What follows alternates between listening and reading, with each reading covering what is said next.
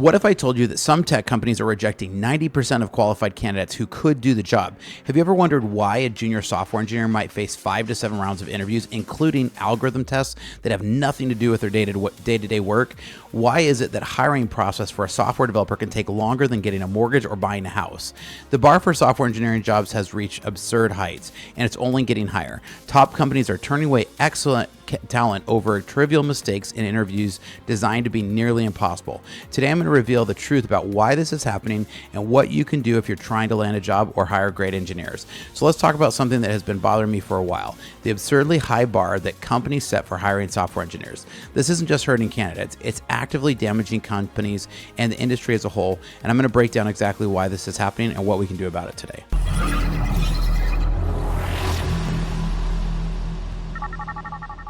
Welcome to Startup Hack. I'm Spencer, and here at Startup Hack, we love to train software developers in our licensed coding boot camps, as well as to build custom software for companies. With over a decade of executive leadership as a fractional CTO and 25 years in software development, I've mastered transforming tech teams and products.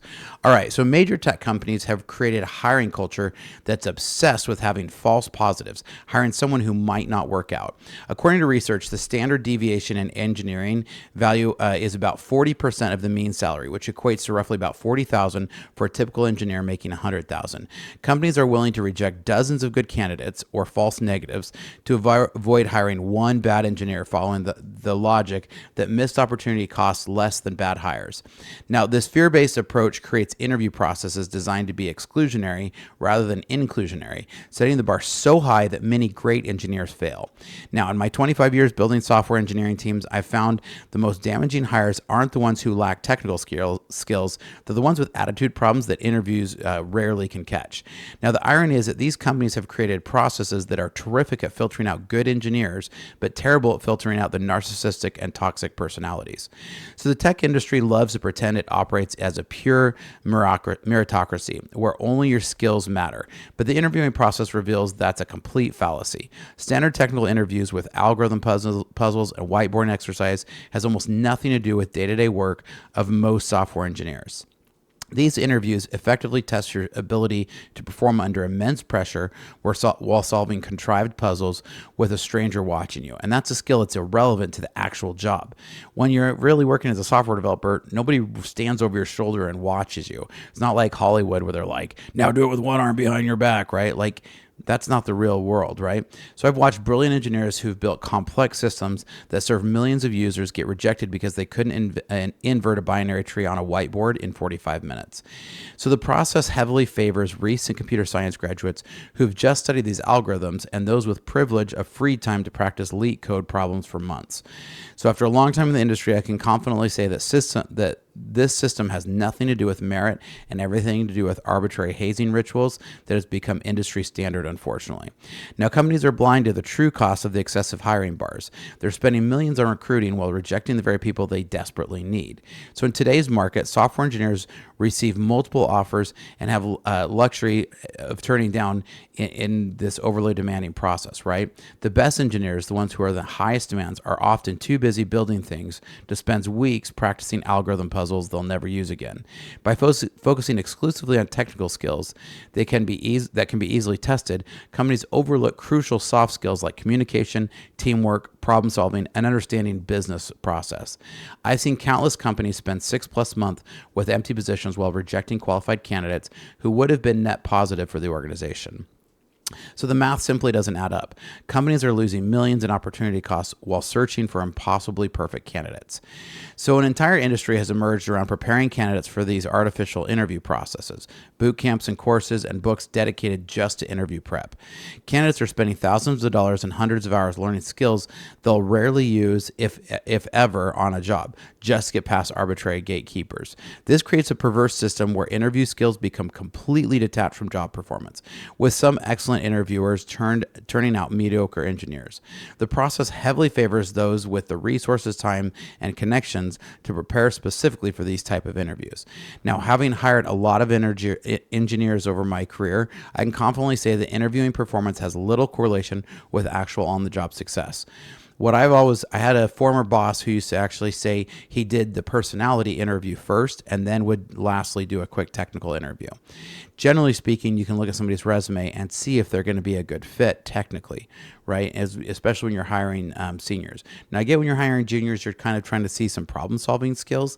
But again, that personality and the ability to be coached, I find to be far more important than if they can invert a B tree, like we said before. The system ultimately selects a very specific type of engineer created for homogeneous tasks that lack diversity of thought and approach. Now, if your company is struggling to find great software developers because your hiring bar is too high, let us help you out. Here at Startup Hack, our specialty is connecting companies with skilled developers. We can help you out. Check out startuphack.com/Spencer because I help a lot of people in building their teams. Now, the definition of what makes a qualified engineer has become an ever-shifting target, with companies constantly raising the bar without clear justification. As one tech exec told me, quote, "We hire fewer than 1% of applicants, as if the extreme selectiveness was like some kind of badge of honor rather than a sign of a broken process. Job descriptions routinely ask for 5+ years of experience with 3-year-old technologies, creating impossible standards that no candidate can realistically meet. This constant escalation turns hiring into a prestige contest rather than a practical process for finding people who can do the job." Now, throughout my career, I've watched entry-level positions evolve into requiring what used to be senior level qualifications. The result is a bizarre situation where junior developers need years of experience and senior roles require superhuman capabilities that almost no one can possess. Now, tech companies, large and small, have blindly copied the interview practice of FANG companies, right? Your Facebook, Apple, Amazon, Netflix, and Google companies, without considering whether they make sense for their needs. A small startup with limited resource doesn't need to apply Google's hiring bar, which was designed for a company receiving millions of applications annually. The cargo cult mentality creates a situation where companies with 15 employees are using interview processes designed for companies with 15,000. The tech giants themselves are starting to realize this process is flawed, but their practices have already infected the entire industry. I've consulted with a lot of different companies who rejected great candidates because they were trying to hire Google quality engineers on a startup budget. Companies need to right-size their hiring process to their actual needs rather than blindly imitating the practices of much larger organizations. I actually find it's a lot better to hire on those personality fits and on understanding business process more than it is on making sure that they can, rewrite some crazy level of algorithm, especially now that we have AI to help with a lot of the heavy lifting on some of those parts. Because I need to see that creativity, that thought process, and that problem solving. So these difficult interview processes don't just exclude good candidates, they disproportionately exclude candidates from unrepresented group in tech. Research consistently shows that high-pressure technical interviews amplify existing bias against women, people of color, and older engineers. Candidates from non-traditional backgrounds like boot camps or self-taught paths can face even a higher barrier because they have learned just the technical needs they need to solve the problem, not necessarily every data structure and algorithm out there. The emphasis on computer science theory particularly disadvantages career changers who may have extensive professional experience but lack formal computer science education. Now, I personally am one who love to hire on experience and on somebody who's good at problem solving. So I've found that diverse perspective consistently leads to better product and solution, yet our hiring practices actively work against this. So by setting the bar so artificially high in ways that amplifies bias, companies are damaging their own ability to build creative, diverse teams. And to me, creativity is way more important than having every single data structure and algorithm. Now, I would love to hear you guys' thoughts and definitely want to hear your guys' stories. The best compliment you can give me is to leave a comment down below and to make sure you've liked and subscribed because I can try to bring you guys great content. Now, perhaps the most troubling aspect of the hiring bar is that it represents companies abdicating their responsibility to develop talent. So we're definitely seeing a slow trend down in some of the software developer hiring right now. And I think part of this is I think the largest one is definitely interest rates, without a question. But there's a lot of things that are factoring into it. And I think this overly high bar that's been set is another one of these. Companies increasingly expect to hire plug-and-play engineers who can be productive literally from day one with zero investment in training or mentorship. This thinking treats engineers as interchangeable parts rather than professionals who grow and develop throughout their career. Now, throughout my career, I've seen that the best companies view hiring as beginning a development journey, not a finished product. When companies expect perfection from day one, they miss out on candidates with tremendous potential who just need some guidance and opportunity. The other part is that the industry's refusal to invest in developing talent has created a negative feedback loop, while entry-level positions requires years of experience, and that doesn't even make sense. And so for me personally, we're working here to build a registered apprentice program where we love to take on people who have no experience or very little experience, and we will help to mentor you at a training wage for the first year that you get into the career. We will then train you and give you real world experience. And I really love this because I love to invest into people and to watch them learn and grow. I love when they get that light bulb moment, when things like go on, when that light goes on and they can start to see this and start to pump out code. And if your company has built a development program that needs some help, let us reach out to us, because here at Startup Hack, we love to help companies build sustainable engineering cultures. So check out startuphack.com/Spencer. Now, the skills that determine success as a software engineer in the real world have shockingly little overlap with what's tested in most technical interviews. Day-to-day engineering success depends on communication, collaboration, problem decomposition, and understanding business context, none of which are meaningfully evaluated by these is your man, how do you, why is a manhole cover round, right? Engineers spend far more time reading and understanding existing code than writing new algorithms from scratch. Yet interviews focus almost exclusively on those algorithms. After 25 years of working in the software industry, I can tell you that the ability to work well with others is far more predictive of success than algorithmic brilliance.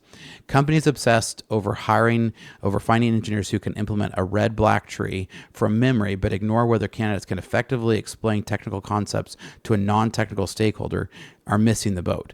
This fundamental disconnect between interview context and job requirements guarantees that companies are selecting for the wrong qualities.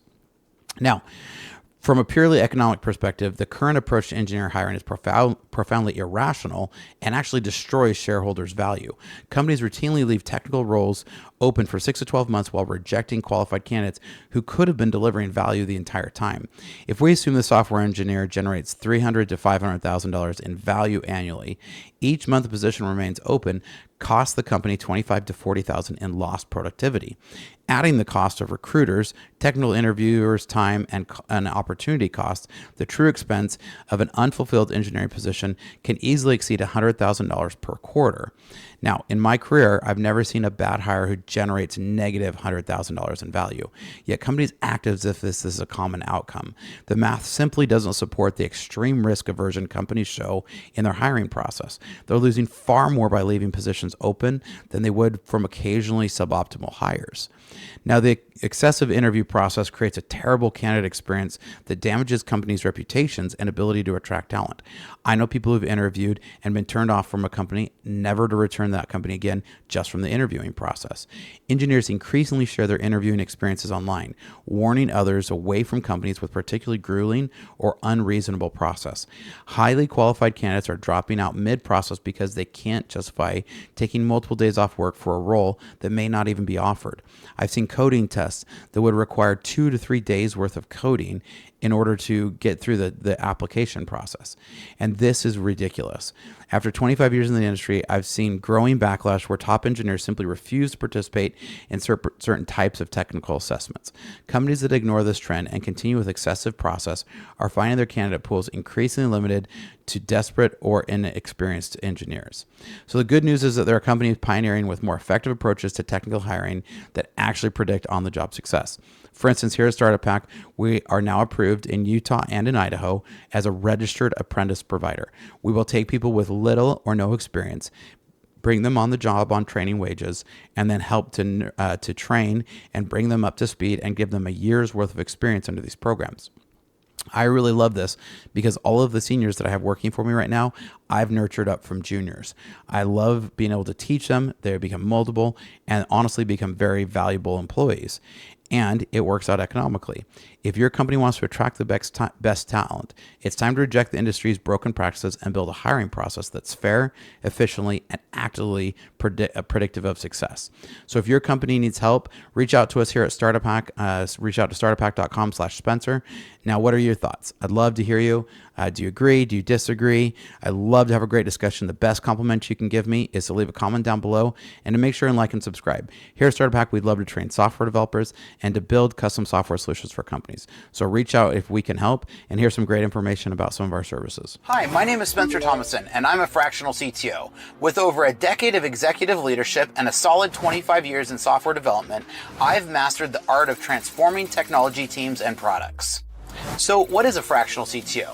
This is where you can contract someone like myself to come into your organization and get the benefits of a seasoned CTO without having to employ me full time. In today's fast-paced world, efficiency, security, and product scaling aren't just goals, they're necessities.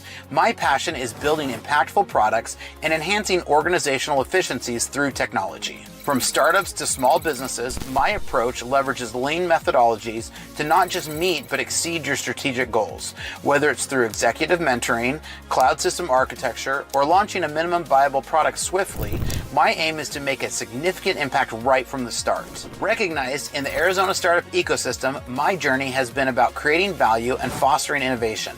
I have led technology for companies like GoDaddy, SRP, and Wells Fargo and turned challenges into milestones. I've taken this learning and launched 7 of my own brands, and now I want to help you.